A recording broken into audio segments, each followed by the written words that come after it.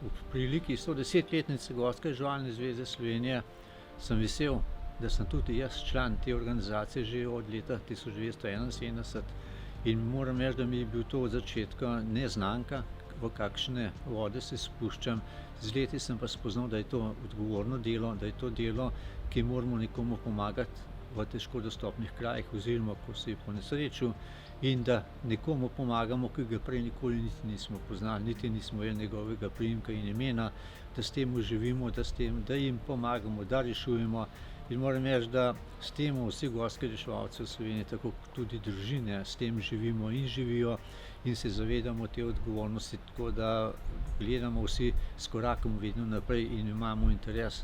za usposabljanje, za opremljanje in pa seveda pomoč nekomu, ki je za to potrebno. Jaz moram reči, da sem v teh letih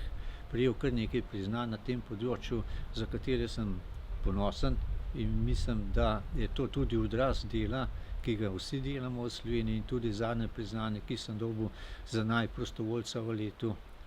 pred